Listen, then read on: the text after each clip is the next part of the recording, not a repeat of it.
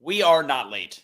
This is not, you are not seeing us 13 minutes late. That is not what happened. I'm going to blame it on the guest because we lost his signal, even though technically it was me. But whatever. We're going to pretend like nobody knows. Welcome to Truth Will Set You Free, episode number 136. Got some special guests on this episode. We have got a state representative of Utah. We also have the head of the Utah Patriots. I know that Utah Patriots are how we got that really great interview with, what was the doctor's name, Casey? Dr. Kirkmore. Dr. Kirkmore. Awesome story on that one. So guys, do us a favor. If you've been following my page for a bit, I think a lot of you guys can see that in the last week, me and several other of the like micro level conservative influencers have been getting very shadow banned. So do us a huge favor, hit the like button, hit the share button. Let me know where you guys are from. We see the comments. The more comments, the merrier. If you're on your cell phone, you can hit the hearts button over and over and over again on Facebook, and that actually helps it. That's why they say smash the heart button. It's not to be weird or goofy at all. It actually helps us out. So we've got a great show. We'll introduce our guests in just a second.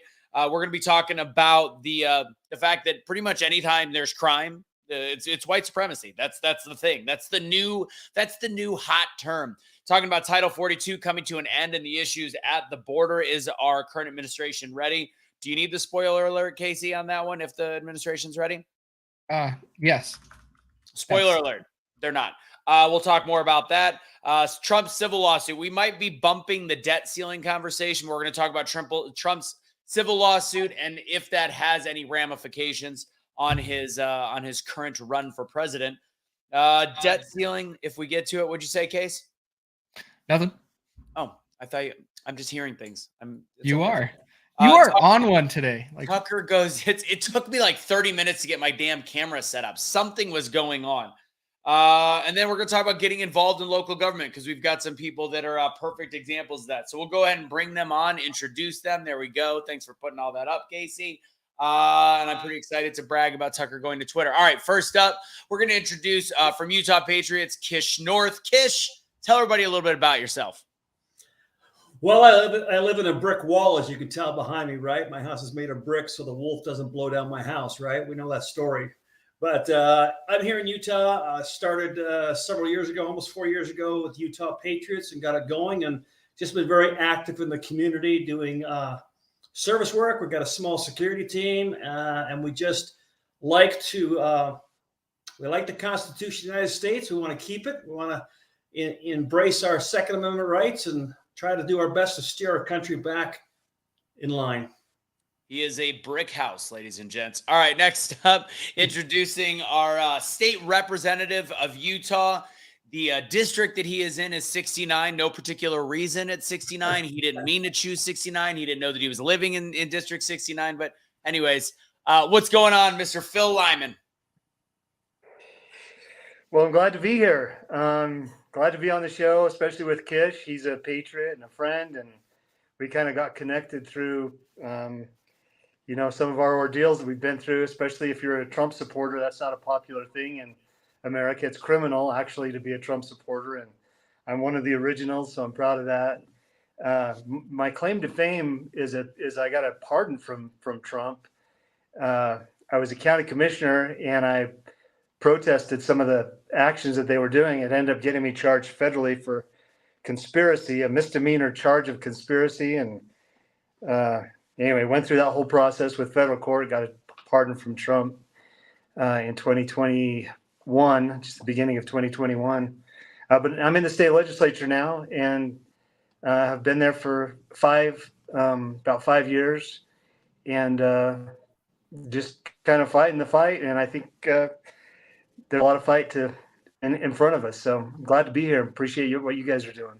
Casey, I didn't know that you were bringing on a criminal. I didn't know that we were having pardon or not, that is a criminal on the screen right now. All right, guys, we're going to get the show started. Remember, if you like the gear, the new Awake Not Woke hats, we're only doing 12 of each, the black and this, for this month, and we're down to about 10 of each. So go ahead and go to awakenotwokestore.com. Again, that's awakenotwokestore.com. I'm going to throw it up if I can find it. There it is. Awake for 15% off.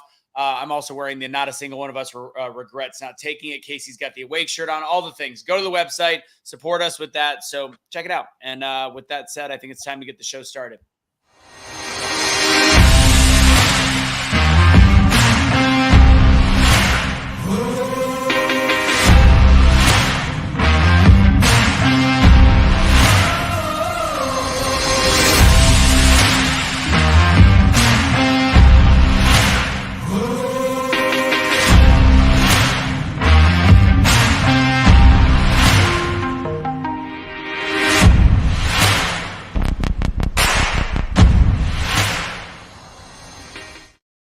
What's going on? It's time for Truth Will Set You Free, Truth Tuesday. I'm calling this season 3. We're on episode 136. Couple special guests, did a little rebranding, a lot of fun stuff going on. We're going to be talking about not so fun stuff, like the unfortunate shooting that happened in Allen, Texas, and the fact that somehow, just because of random reasons, they're calling it white supremacy. We're going to talk about the end of Title 42, what that means for the border, Tucker going to Twitter, Trump's civil lawsuit, maybe the debt ceiling, and of course, getting involved in local politics. That's going to be our subjects. We're going to touch on white supremacy and the New York subway issue.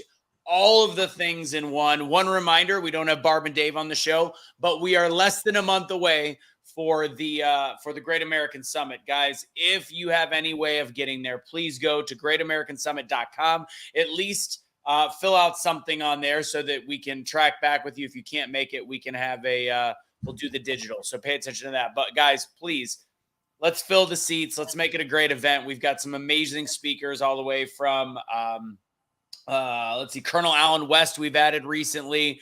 We of course have Chad Prather, Bobby Sausalito, etc. And I will be actually hanging out with Bobby this weekend in Miami, Florida, as we're going to the Clay Clark event backstage. So that'll be a lot of fun. All right. So for the one, Ann is, I feel like Ann might not realize she's the only one that is out of sync. I would suggest refreshing the browser, giving it another shot. That would probably be your best bet, unless other people think we're out of sync. But to me, I feel very in sync right now. Baby, bye. Okay. All right. Let's talk about, let's ease into the white supremacy conversation, because that's a rough one, and I'm sure that'll take up the bulk of the show. But let's start with Title 42 coming to an end. You guys are all based in Utah. I'm based in Texas. I know how bad it is out here, and you guys, of course, have seen what's going on on TV, and I'm sure it's not something that's foreign to you about how bad the border is, unless you just watch Jean-Claude Pierre, whatever her name is, Corinne Jean.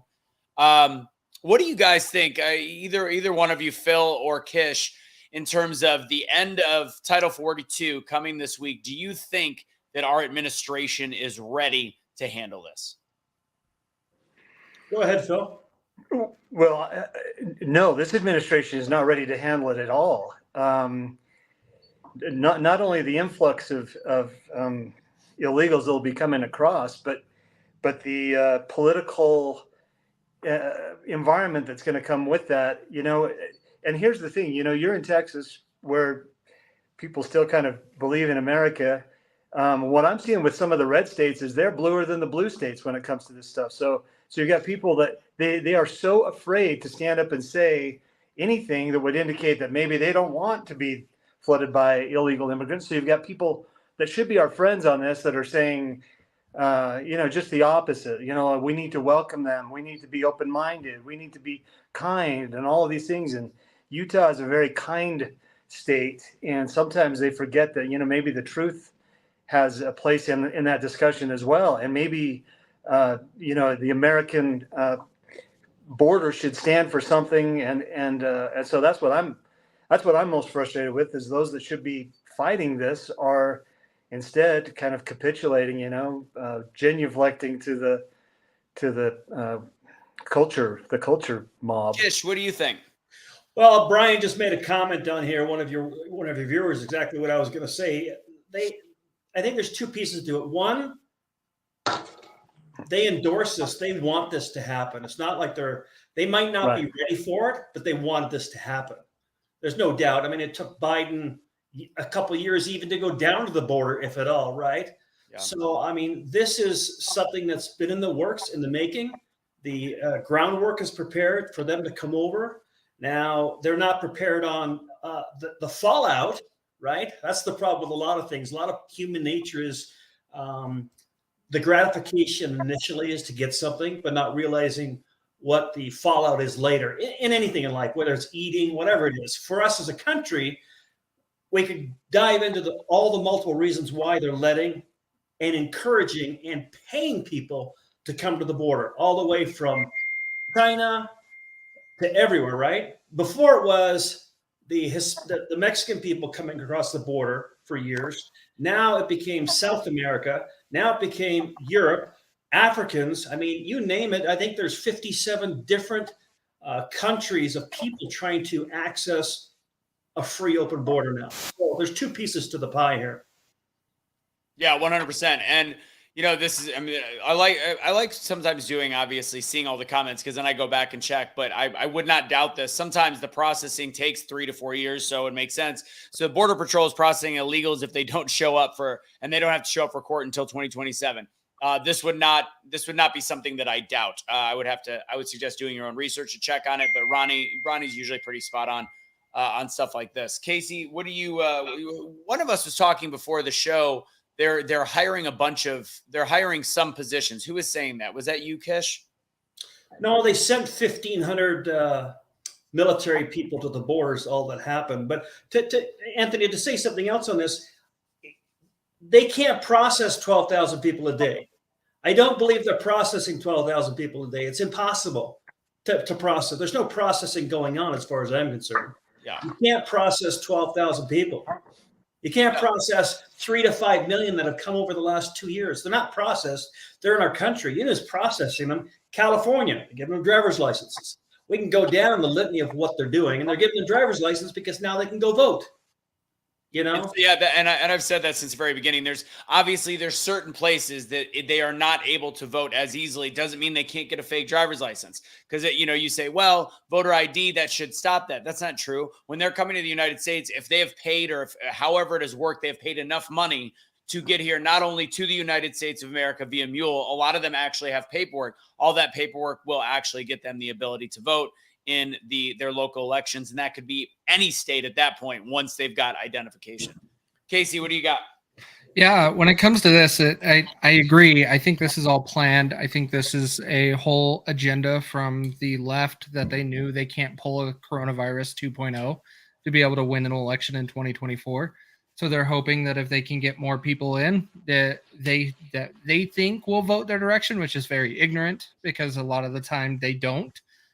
Or even participate. So I'm thinking they're grasping at straws to trying to get that extra vote in to be able to manipulate the election in 2024.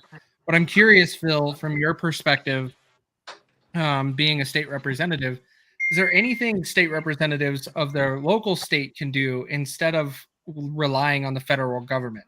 Is there more that states could be doing? Well, I think kind of going back to my point that when we should be fighting, we're instead saying, hey, we think this seems like a compassionate thing to do. Maybe the best thing that Utah could do is say we stand with Arizona and Texas, or at least with Texas, Governor Abbott in fighting this and standing up to it.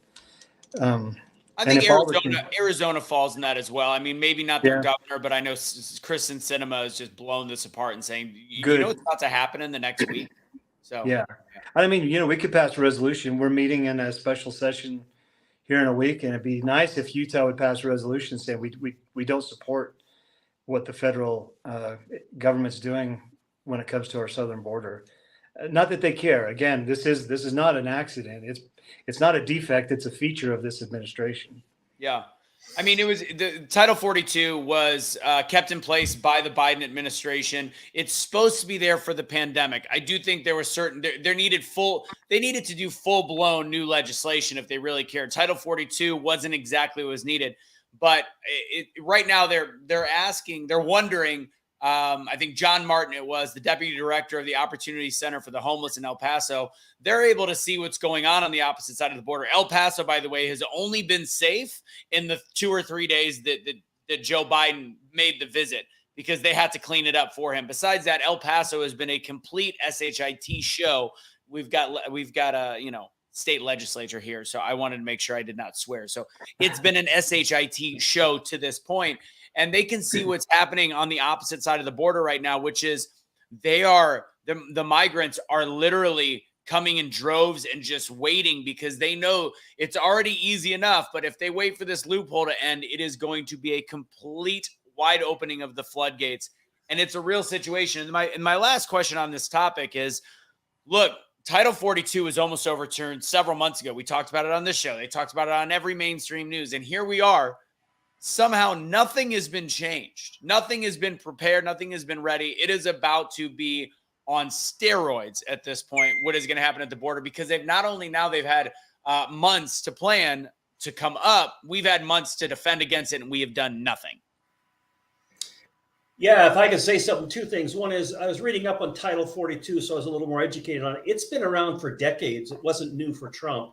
Trump just dug it up because Title 42 has been around for the purpose of pandemics, health issues. When people came across the border legally, they could send them back. Well, all he did was like pull the trigger on that one and go, hey, because of the pandemic, I'm just enforcing this for a certain period of time. Well, the administration knows it's in place. They could have changed it, like you said, Anthony, at any point in time. They've chosen not to. And there's a purpose behind it, right? They want these people here. Whether they're good or bad, they just want them all in. Yeah.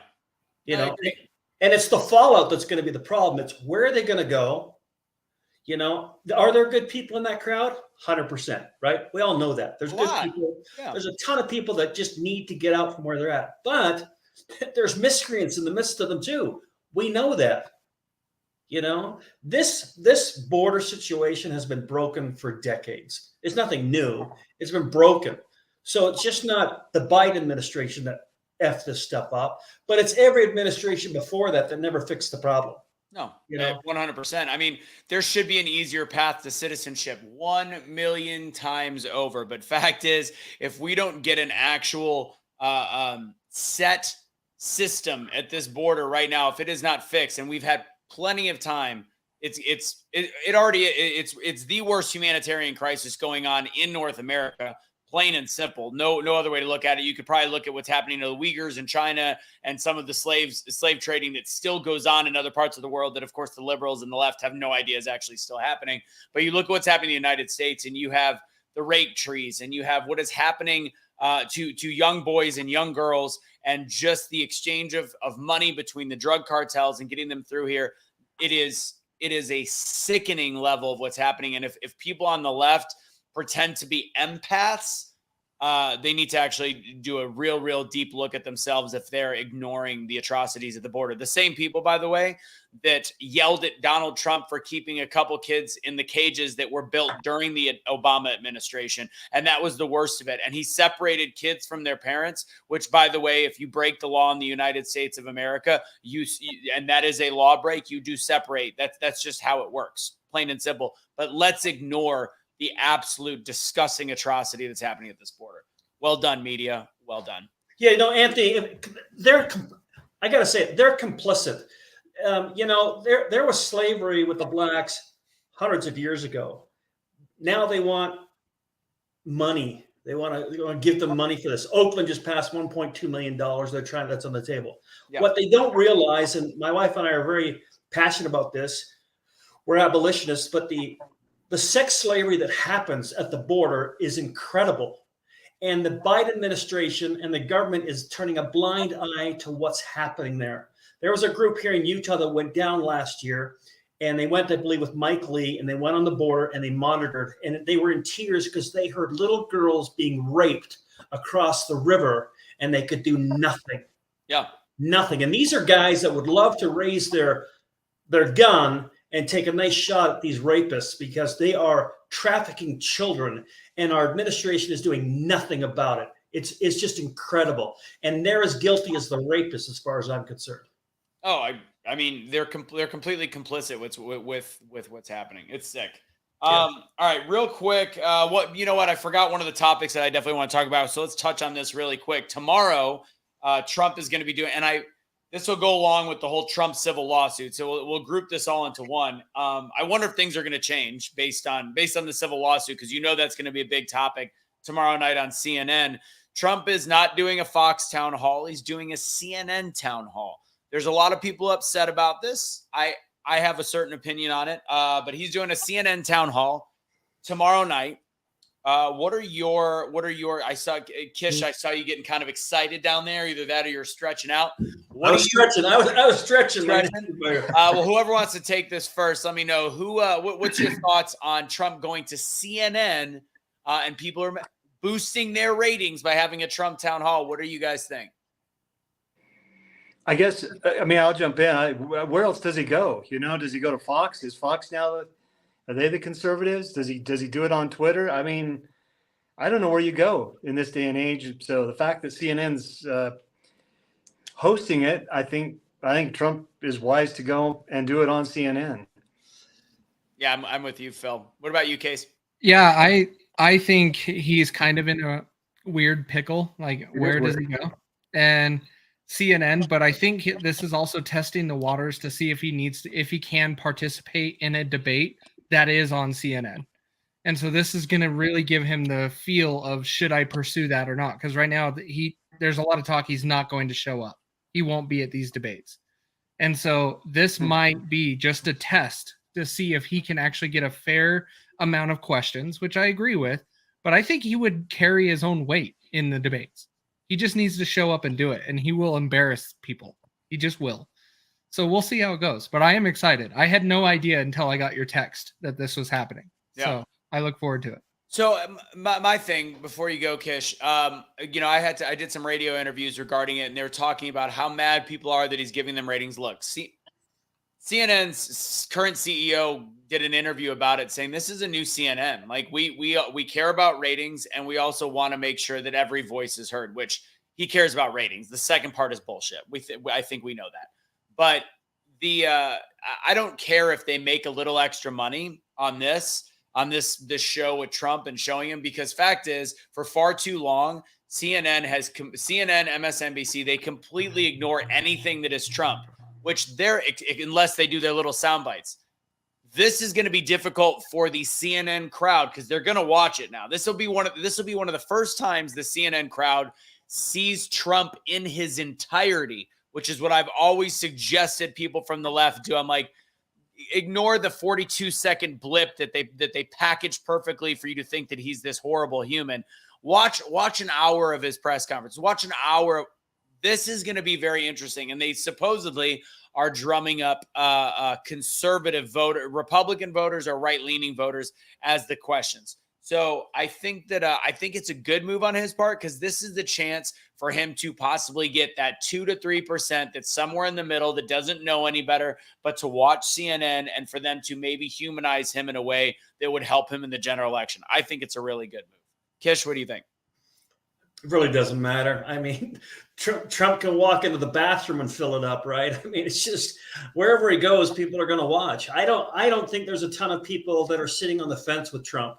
I really think the country's divided somewhere, right? I don't think there's many people sitting on the fence, not with the amount of news media that's happened and all that stuff. I mean, it's out there. The other thing is, who's he going to debate? Biden's not showing up. Biden can't show up. There's not enough Prozac to keep him stable for an hour and a half during a meeting, right? He's not going to show up. So I don't know who the mediator is. Who's giving the questions? Who is it? Have they decided? They have. I don't know. Yeah, I saw that gal's. I can't remember her name, but yeah, I mean the pressure's on her and on CNN to prove that they can be at least somewhat objective in this interview, this debate. Yeah, Anthony, the pendulum swings. You got CNN that hit rock bottom and lost everything, and now they're trying to clean house, right, like a business. And now you have Fox, who's spiraling downhill, and they're in the same boat. So you got one news media system that's trying to come up in the ranks, and the other one's now going down. It's kind of cyclical in a way. And now MSNBC the other night during the prime time actually had the highest watched show during what was Tucker Carlson's hour before, which that's even scarier to say that MSNBC is currently leading the charge. Granted, all their numbers are below 2 million, so it's really, you're just getting your handful of people that are brainwashed anyways at that point. I'm not seeing who's doing the Caitlin Collins. Caitlin Collins. There it is. Okay. Yeah. All right. That's who's doing it. Now here's the next question. Because as we all know, if you're paying attention in the last couple hours, Trump's civil lawsuit against what's her name? I'm going to play a clip in a second, but Rosie O'Donnell. Yeah, pretty much. There's a really weird clip of her on Anderson Cooper from a couple years ago. She's a wackadoodle do herself, but it was $5 million in a civil lawsuit. They cleared him from the rape charge, but they gave him the charges that were, like a groping or whatever it might be. I'll give it an exact look in a second. But in terms of him being on CNN for this town hall, Do you think that this has any effect on that? Do you think that he may end up backing out of the CNN town hall, knowing that right now there's going to be a lot of heat on him? No, I don't think. I mean, is this any worse than what happened with the attorney general or whoever in New York that went after him 2 months ago and tried to indict him there? You got Georgia, they're trying to do it. This is just, many people say this just brings more attention to Trump in the fact where they just see that they're trying to attack someone over and over and over again. I mean, they'll stop at nothing until he's extinguished one way or another. Yeah. Through his life or something where he can't even move. They'll never drain him of his money. That's just one thing they won't drain him of, right? Could they drain him of his energy? Could they, a man get so stressed out that he can't function anymore? Sure. I don't know his mental capacity, but, they'll stop at nothing. This isn't the last time someone's going to go after Donald Trump in the next 18 months, right? There's going to be more and more of this. Yeah. I do think this one is a little bit worse, just because it was he lost. He's going to appeal, of course. So it's a sexual abuse defamation is what it was, and it was a $5 million to Jean whatever her name is, Jean Carroll. Anyways, so she was awarded $5 million in total damages. They deliberated in less than 3 hours. The jury found Trump liable for sexual assault, but not rape, and also found that he defamed Carroll. What's interesting, from what I understand, some of the things I've read regarding this is sexual assault based on this level does not require any actual proof.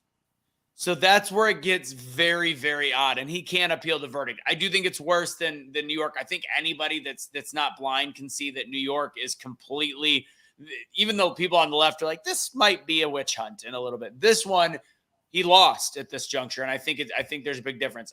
Go ahead. Anybody else want to field this while I pull up this other clip? Well, I guess what Trump's MO is to fight, and he's gonna fight.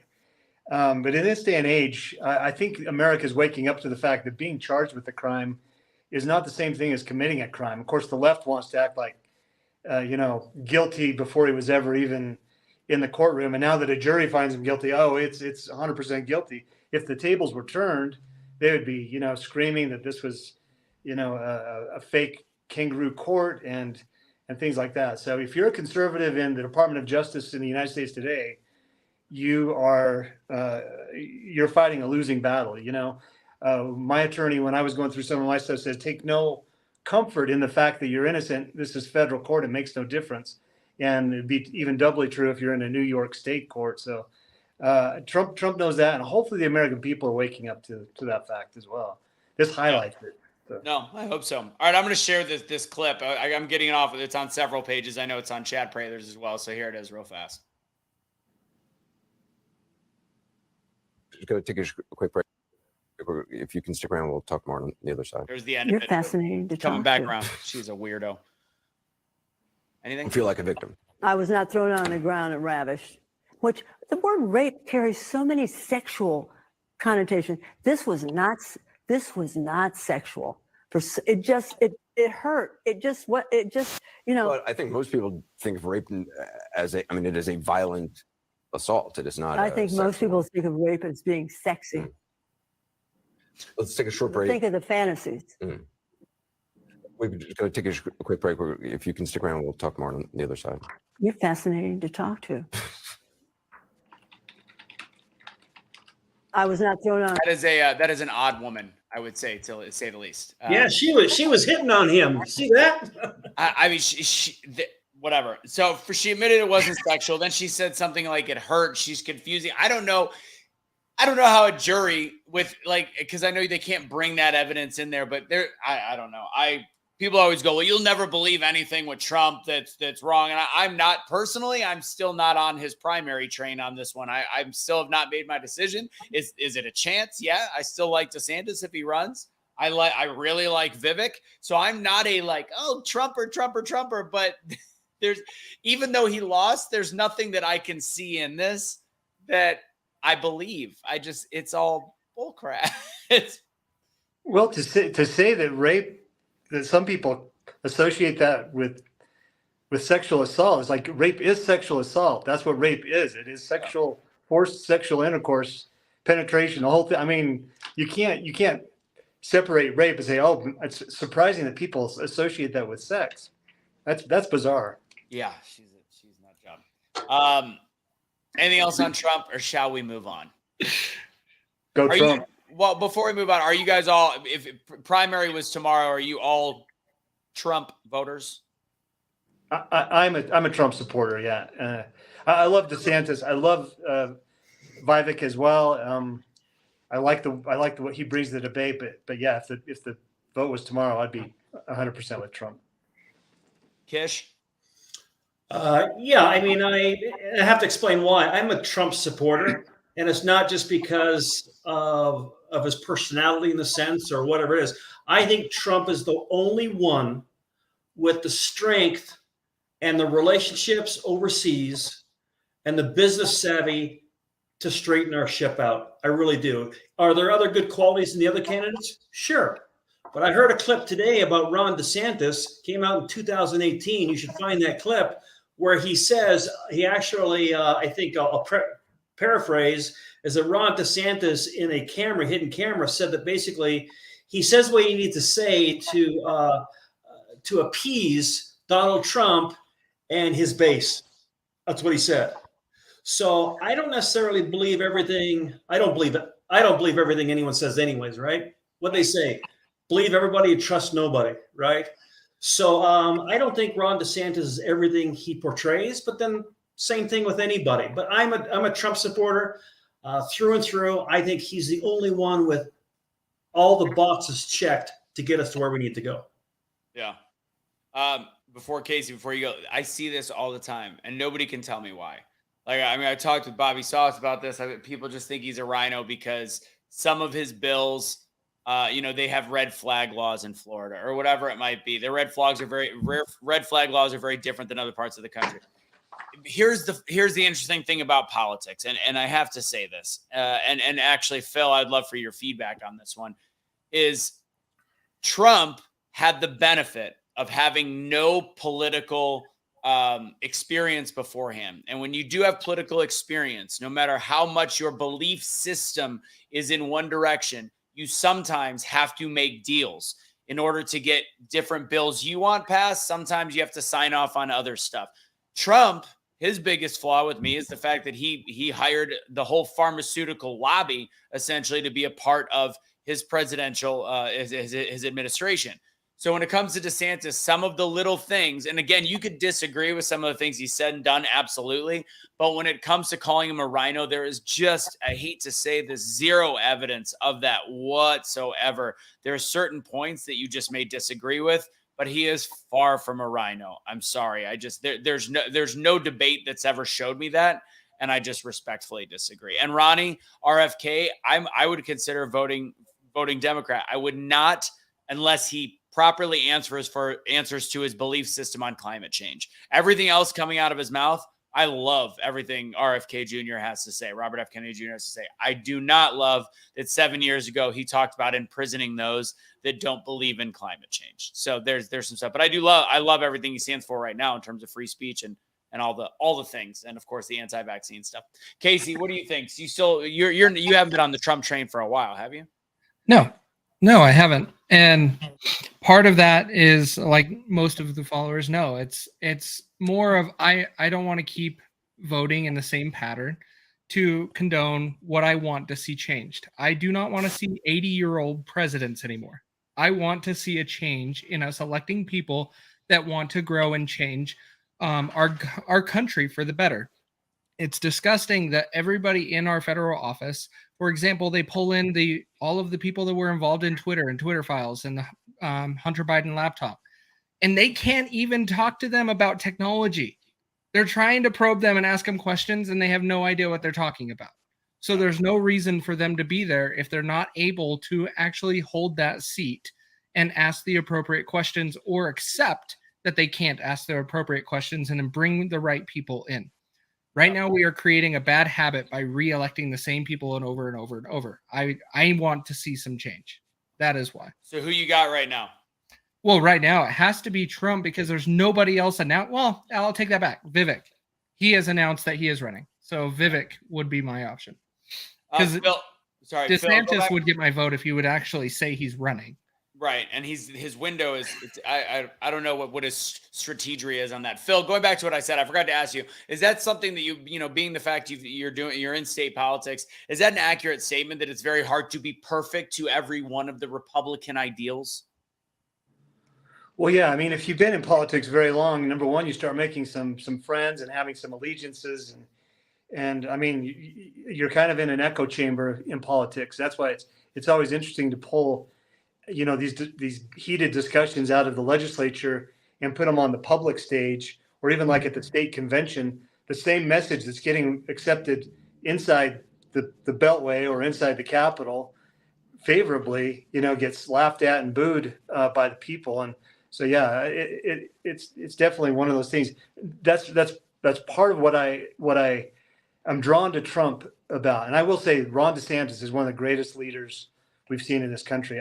He has leadership. He doesn't wait for people to tell him which opinion he should have. He states his opinion and he sells that. So you know, Ron DeSantis is fantastic. But as far as Trump goes, he's just nonconformist enough, and he goes against the grain on almost every aspect of his life, including in politics. And I think people recognize that in this political environment, you need a nonconformist. And Trump is kind of like the ultimate bad boy, nonconformist. And I think that's really what appeals about Trump, is that they know that regardless of what else happens, he's not going to do the expedient thing, the proper thing, the culturally correct thing, politically correct thing. And that's what I'm hoping. That's what I love about Trump. Plus, I love that he reversed the Bears Ears National Monument, which is, you know, in my backyard. So it's like, based on his track record, I want him back. He's going to come back and change that Bears Ears National Monument. Did you guys see his the leaked video of, I don't know if it's leaked or whatever, released video of when they questioned him about the grab them by the his P word? That was one of the most epic answers. The way, I mean, factually, yeah, you can. So do you believe celebrities are able to grab women by the, I mean, based on historical statistics, yes. Mr. Trump, do you believe that you're a celebrity? I mean, yes, I would say that. It was like the most gangster clip. He's just. No, what they say. Go ahead. What he lacks in manners, he makes up for with truth, and he's pretty candid about stuff. And it's so funny. Yeah. And then the one other thing I was going to say about DeSantis, we'll move on. DeSantis is one of the only state governors or people in a big enough power to speak on this. He is saying that he is banning the use of CBDC from Florida. So, I'm sorry, digital bank. What is it? Central bank digital currency, CBDC. He is banning that from Florida. He's the first one to come out and say that, and he has encouraged other states to do the same. That is not the move of a rhino. That is not the move of a rhino in any way, shape, or form. A rhino wants that establishment hold on the people. So, yeah, go ahead. What I've said before is we have to stop with the names, like the rhino thing. If you're going to call DeSantis a rhino, you have to stop. You have to stop calling Mitt Romney a rhino, because they're not even close to being the same person in how they make decisions. You are ruining exactly what you're trying to create by doing that. You have to start leading with a policy and why this person isn't fit for you. The name calling doesn't work. Yeah. I got some bigger adjectives for Mitt Romney than just rhino. Oh, he's gone in 2024. Romney is the definition. Like that is the actual prototype of a rhino. Dan Crenshaw starts to get on that level. There's some good stuff that he does. Dan Crenshaw has rhino tendencies based on his relationship with the WEF, the World Economic Forum.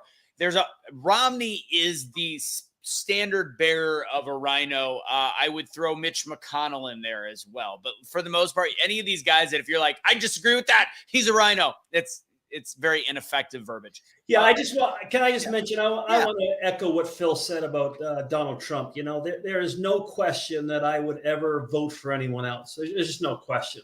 He's a man of the people, right? He says what other people think but are afraid to say. Yeah. You know, that's what he is. That's valid. And I've heard over the years people like, well, he's not presidential. He's not presidential. Well, who decides what presidential is, right? You know, it's not. Mrs. Reagan was very presidential as a wife to the president, right? She was very presidential as a woman. But my point is, Donald Trump speaks for those people that don't have a voice to speak. You know, and he does what Phil says. He stands behind what he says. He does his best to complete it. And he's been nothing but attacked since day one he walked down that elevator. And he still accomplished more than any other presidents and multiple presidents combined. Why don't we just let people like him fix the shit that's happened and put us back on course? That's what. And you know what? I got to say, Casey, you said people, you know, we need younger people. Well, whether it's a church organization, whether it's a presidency in our government, he's surrounded by smart people. You know, his son-in-law, all these other people, right? You can't look at a president and go, you know, he's too old to run the country, unless he's like Biden, too old, right? Unless you see true mental illness going on. Trump surrounds himself with some really smart people that can read these documents. They can read electronic stuff. It's just not the president that has to read it. Sure. No, and I don't disagree with you, but here, like the part that you, other followers have heard from me before, I live in Utah. I have zero, by me making a vote change, I have zero impact on a Republican president becoming president. Zero. And I will not make it better or worse. The only thing that I can do is also help drive decision-making and empowering other people so they can see their numbers tick up so they don't give up in the next election. That is what the game I am playing. Because also what a lot of people fail to realize is the Republican and the Democrat Party get a lot of government funding because they get over 5% of the vote. If other parties would get over 5% of the vote, they would get more money to where they can participate and be more active in elections.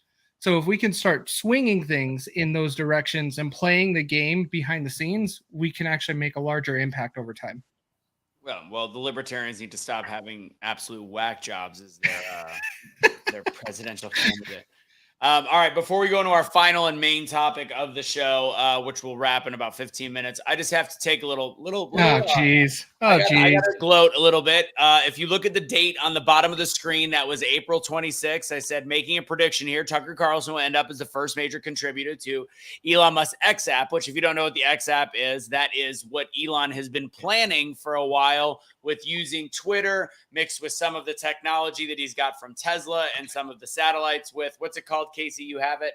Starlink, combining all of that. He's trying to do like a Weibo version in the United States of America. And I saw one tweet and I'm like, he's going to go after Tucker Carlson. I didn't think it would happen this quickly, but as I said, I believe it's going to be on the map for him. I believe it's take an equity stake that we don't know of yet, but about 3 hours ago, Tucker Carlson is saying that he is taking his talents not to South Beach, but to Twitter. So, and let me give you the latest update real quick. Elon tweeted, "There is no deal between Twitter and Tucker. No deal." Really? This was all Tucker. So Tucker is just choosing a free speech platform. I wonder how he's planning on monetizing that. He might not need to monetize anything. He's a pretty wealthy guy. Maybe he just loves his country so much. Why? I could already tell you I know what he's being offered by other people, and there's a difference between he's worth enough to complete and utter FU money. So I can't imagine there's not a bigger plan at this one. I mean, we'll see. But I think that there's something brewing from a Twitter angle in that level. But either way, right now he's exclusively on Twitter until he makes a deal with one of the other networks that has been courting him. Can I do it, Casey? Don't bruise yourself. You're going to get hurt. Oh, man. My head feels as big as Sunni's. All right, moving on. I'm going to get shit on that one. Don't really care. All right, last topic. So I live I actually lived really close to Alan. Casey's like, oh, man, I don't want to have to deal with that. I live very close. I used to live very close to Allen. I used to live in Frisco, Texas, which, by the way, Frisco School District was closed yesterday due to threats of this. to more shooting.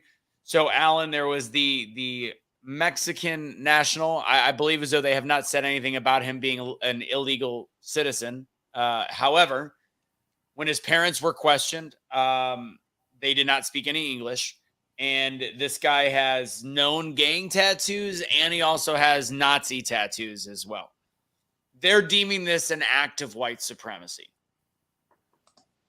I don't even know where to begin on that one. And then we'll also make this kind of juxtaposition with what happened in New York City with the Marine Penny and Jordan Neely. But first off, for those paying attention, with 3 people that have passed away, or I'm sorry, 3 people that have committed mass murders in Texas in the last week and a half, 1 with a car, 2 with a gun, how they're not realizing that this has got nothing to do with white supremacy is boggling my mind. What do you think about the media coverage on this one, Phil? Well, if you compare it to another mass shooting that took place in Nashville, with the transgender person there, and the response that came from that, basically a wave of support for the transgender community who is hurting at this time, and then you can contrast that with this shooting in Texas, where they're coming after, and basically, guns did this, and white supremacists, and anybody that defends it is a white supremacist, because I would think at some point America just kind of turns off the dial when it comes to the left's response to these gun violence things, because they're so wrong, and the insanity is just blatant when you listen to their responses. So, I mean, as tragic as this is, and the Nashville shooting, so tragic, but man, there weren't victims. The victims in the Nashville shooting, if you listen to mainstream media, was the transgender community. It just boggles your mind. Kish? Man, I have so much to say on this topic. It's just, and we don't have the time, but what do I say? I don't think our country's fixable. Let me start with that. I think we are so screwed with starting with the F word, we're in trouble. I just don't. Sometimes I sit back with my wife and we talk about the Utah Patriots, the movement. Sometimes I go, what are we doing? Why are we putting so much energy? Because no one else is putting energy, right? And it's really frustrating for me. It's really frustrating for the few people that show up. I say few, whether it's 20, 50, or 100, when we want thousands to show up. We can't make a change with only a handful of people. Unfortunately, it's just not going to happen. It's just not going to happen. But you know what? We have, the media believes, and it works, that they could flash a spotlight every once in a while on this thing and throw out the word white supremacy, guns, mass shootings, trans, LGBT plus 35,000, all of these words, right? And the mass majority of these sheep just follow and go, well, white people are all white supremacists, and Trump supporters are all white supremacists, and they're right-wing wackos because CNN said they were. It's really tough to battle when people aren't using their minds, and they've lost God. They don't put God in their life. Sorry, I got to throw that. They don't put God in their life. It's all lost. We are so in trouble, guys. It's my opinion. It's unbelievable.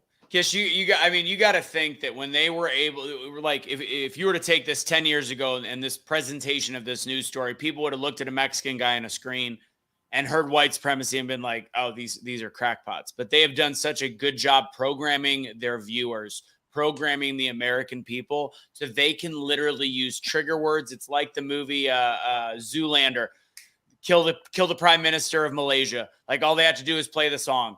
They have to do is say white supremacy, and they will buy it hook, line, and sinker, to the point where now it is laughable that they can put a Mexican guy's picture on a screen and know that I think there was at least 1 or 2 white people that died out of the 7, 1 black guy, some Asians, and then a couple Indians.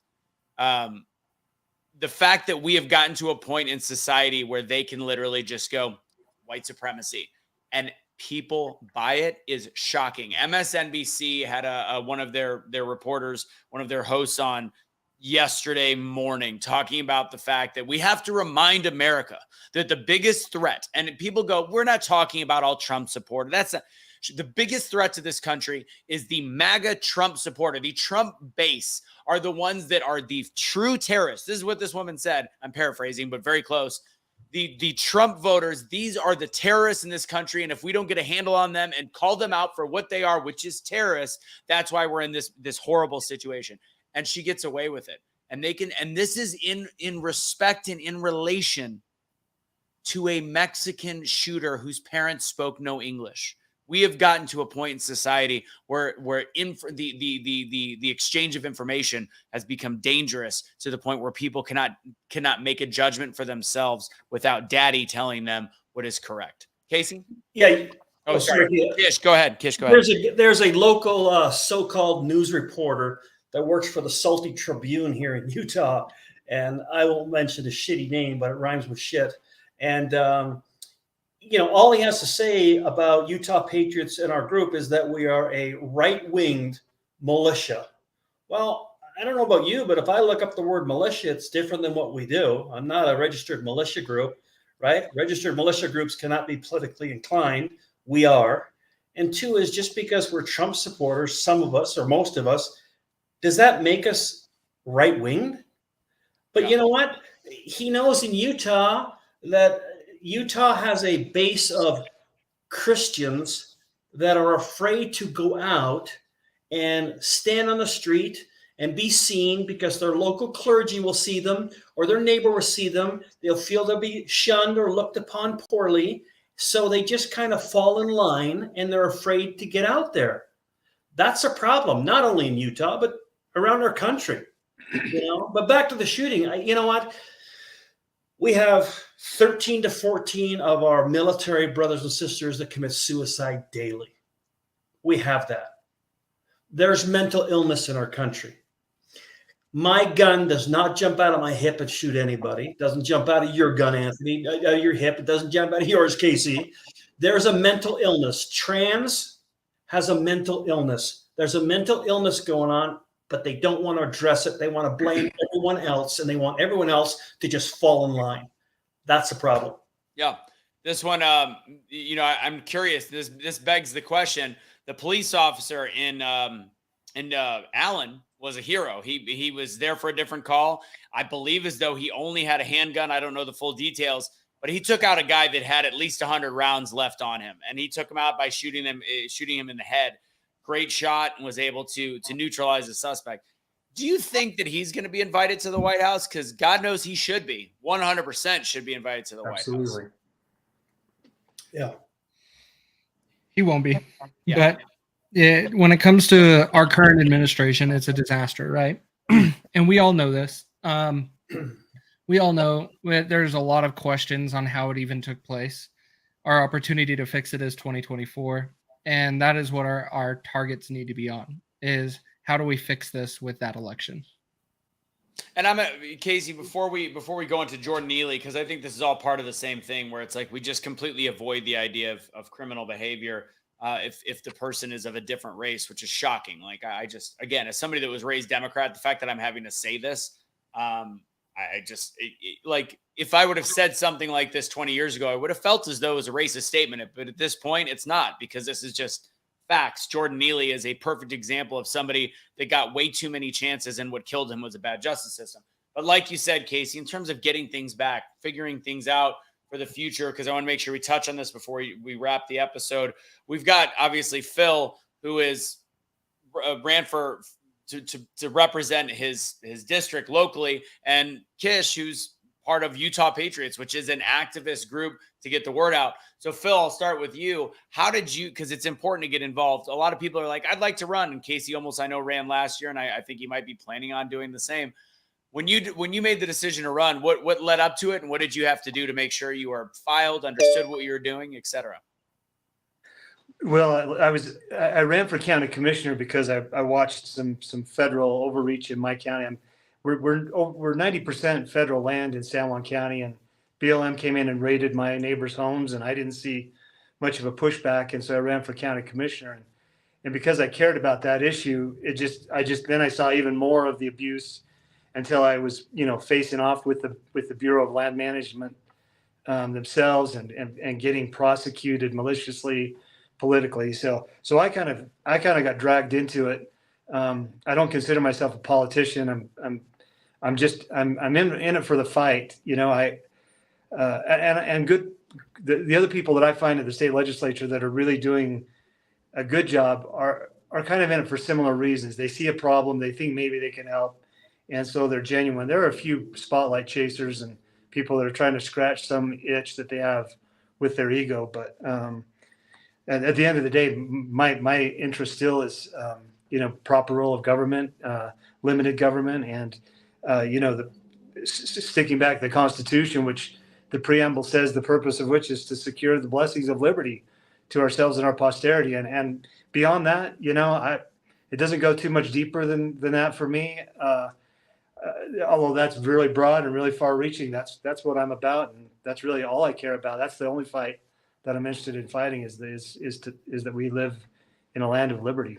So Phil, a lot of people want to get involved and they talk about it, but even me, I'll think about it. Like, there's got to be a lot of paperwork. Like, when you actually said, I'm going to run, how difficult was the process and who did you get help from in order to make sure you were filing the proper paperwork and knew what you were doing?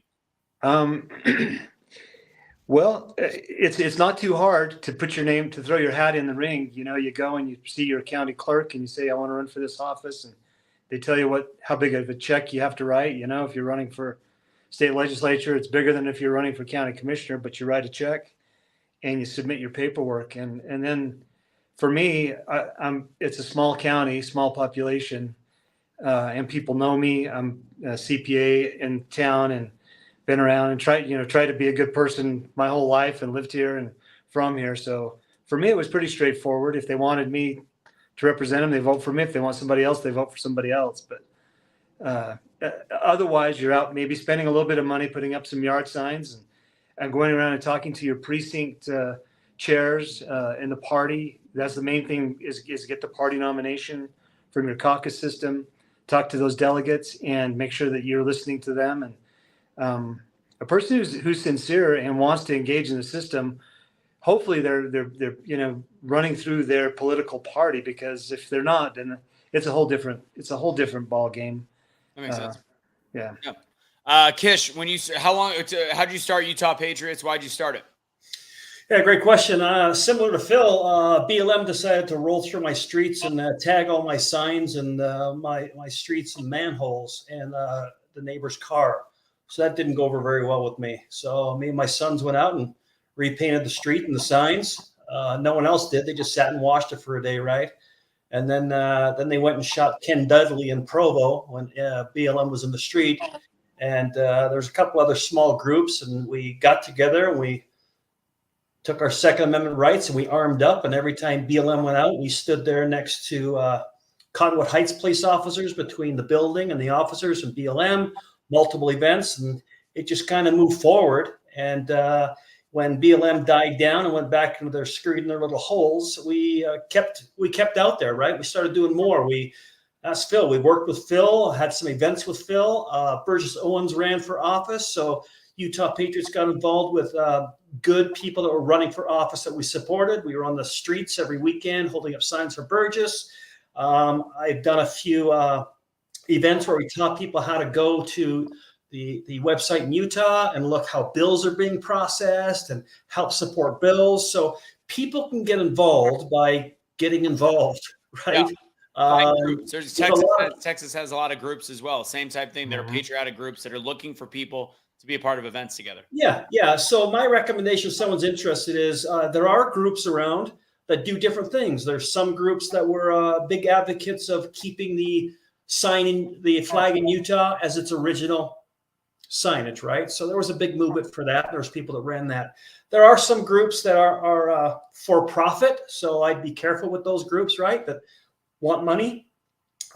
Utah Patriots is for everybody. It's not, even though I started it and I created the logo with someone and did all that stuff, everyone's a Utah Patriot that wants to call themselves a Utah Patriot, right? There's no membership fee.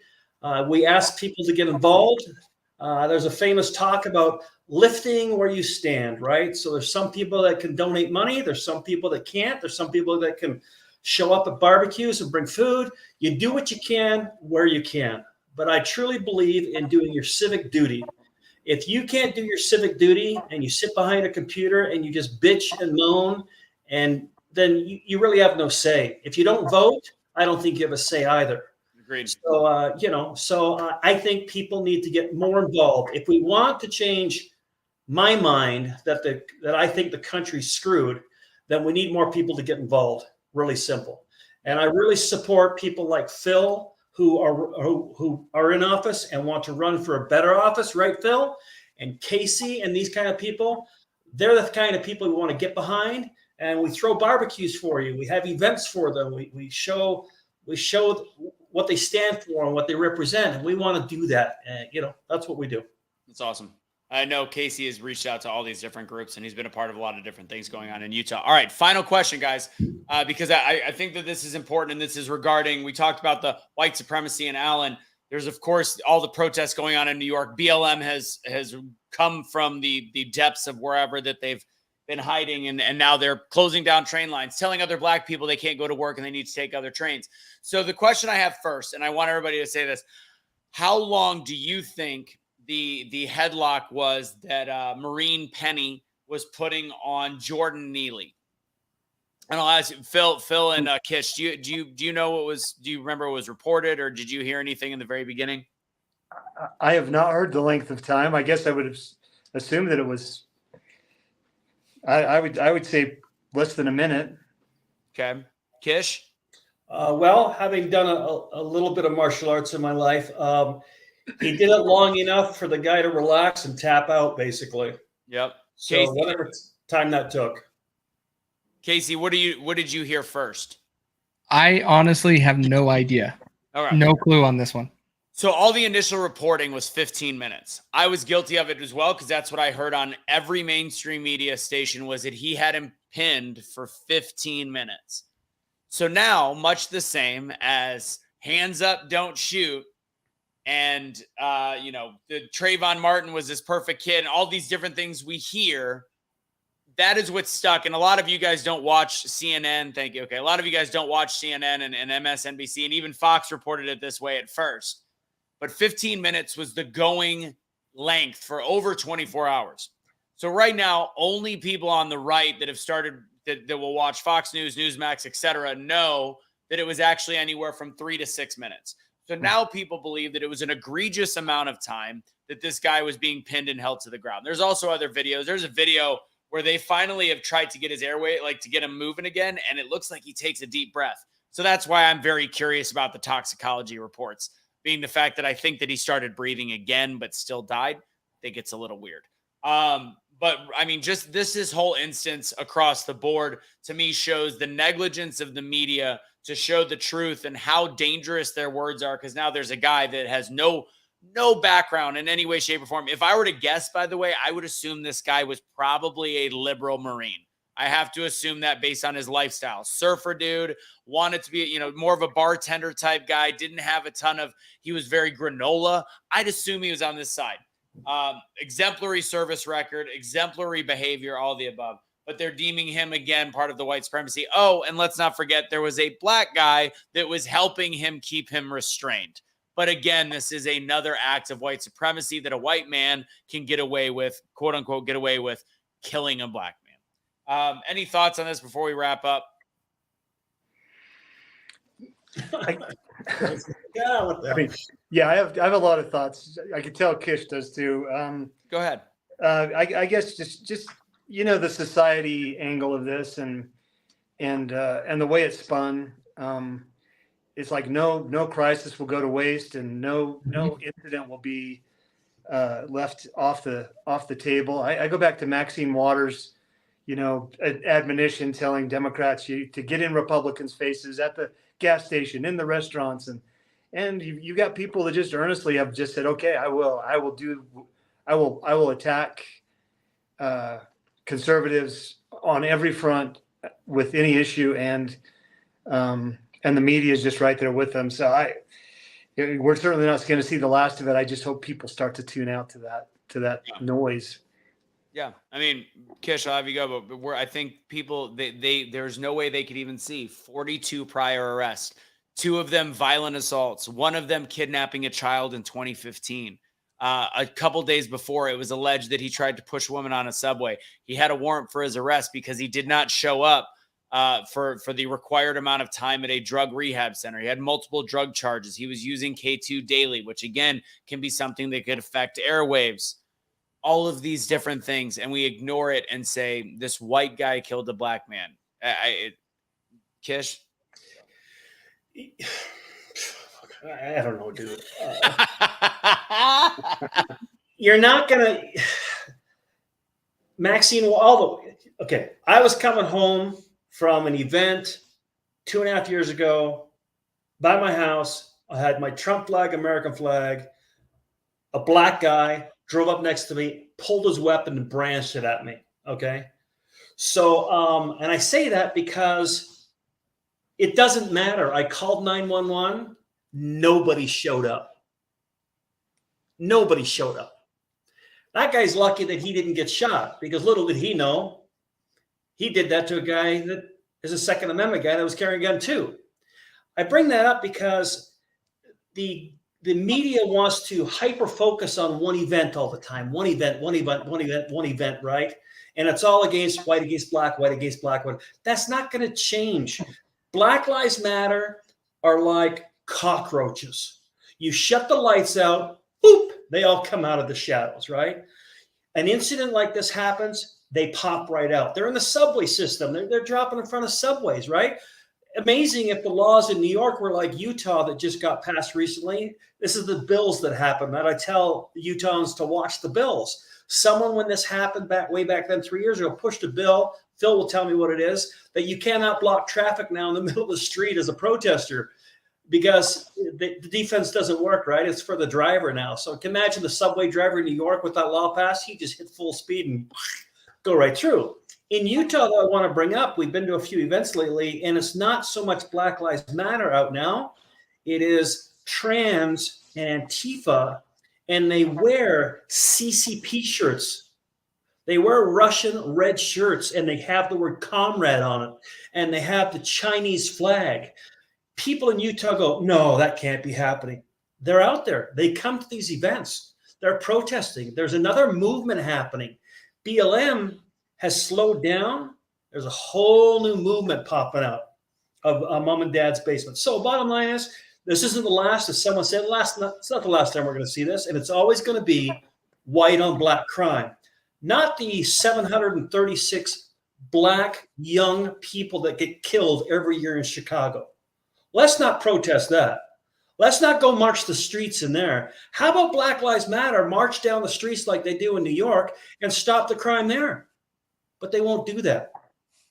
They won't do that. It's all got to be virtue signaled. And again, this is a perfect example. And one last thing that I talk about in this is, a lot of the conservatives say we got to bring back mental institutions. And I firmly agree that would help a lot of this, because that's why there's so many crazy people on the street. Because, this is just a micro of a much bigger picture of mental health issues, people that probably need to be in some ways locked up, either in a jail or in a mental institution. There's no way we could have mental institutions anymore.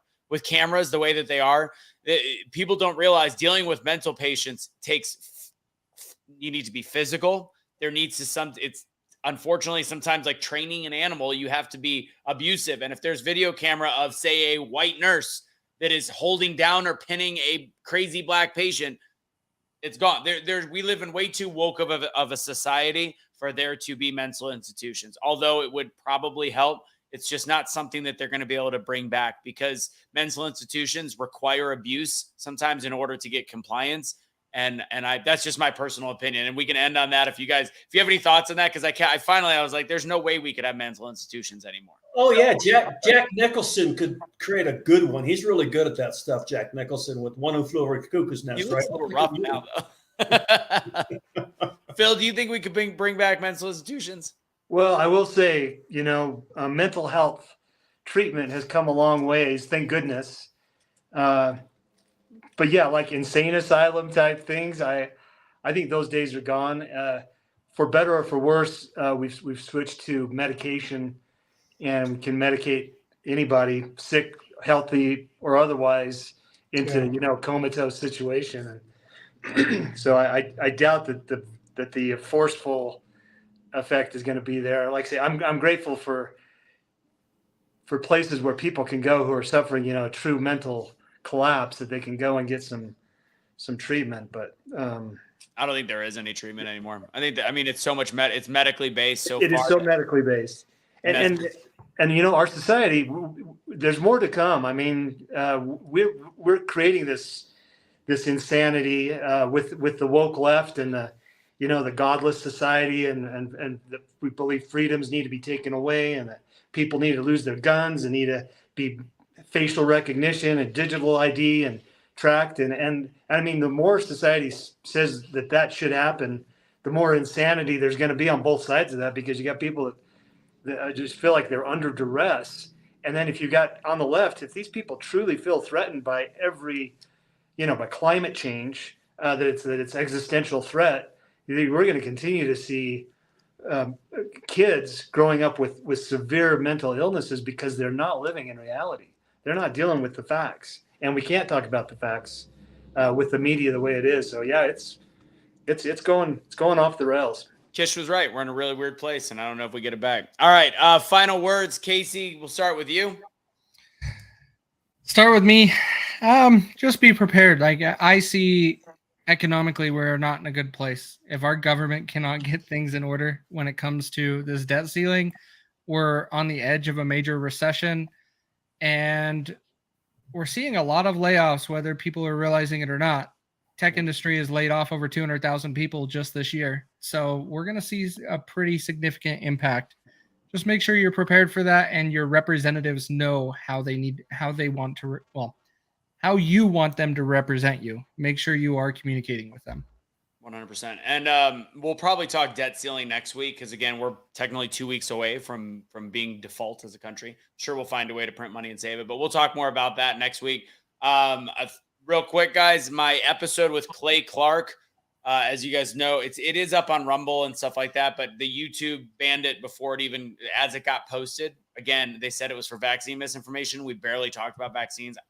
No idea. So I'm going to have it up on the Truth Will Set You Free Facebook page and the Blunt Force Discussion Facebook page tomorrow. Honestly, Facebook's a lot better than YouTube. It is. For some odd reason, it's a little bit better. They'll put a warning on it, but they'll let me play it. So anyways, that'll be up. It'll be up tomorrow. Look for that tomorrow night before Trump is on CNN. So probably around 6 o'clock Central, 7 o'clock Eastern. You'll see that on here. Phil, final words? Well, first of all, Casey, Anthony, thanks for having me on. And it's always great to be on. Say Anthony Casey. Otherwise, it's that one girl that murdered somebody. Say Casey Anthony. Anthony, thank you. Casey, thank you. And especially Kish. It's always great to be anywhere where Kish is talking. I guess, one of my favorite quotes is Thomas Paine's, the nearer a situation gets to a crisis, the closer it is to a cure. And I think this is getting close to a crisis. I'm optimistic because I believe in God, and I believe that, ultimately He's in charge. So these things that are happening, I think, are His will. And if we're deferential to what the overall plan is, and we keep our faith, and we work hard, I think we're going to see miracles happen. I really do. I think in Utah, especially, I look at Utah and I think, there's things that Utah could do in the midst of all this insanity that would set them aside, set them apart, kind of like what Florida's done. And so ultimately, I'm in it for the long haul. There's not another fight that I'm interested in fighting, win or lose. So glad to be part of it. Thank you. Thanks a lot, Phil. Kish, final words? Anthony, Casey, Phil, and it's always wonderful. I love Phil. He's a great man. Famous saying, after all that's been said and done, more is said than done. And that's so true.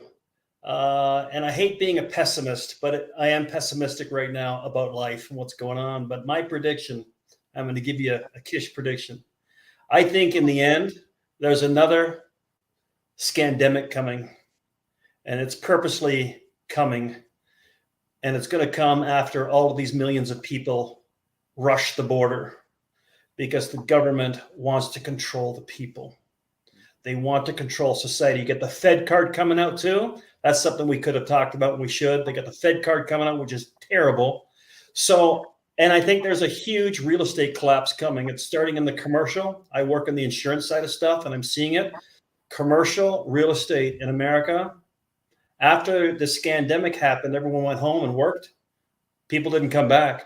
So some of these states and big cities have empty commercial buildings everywhere. They're holding it back. It's called shadow inventory, but it'll hit the market. So as Casey said, you got to be prepared. I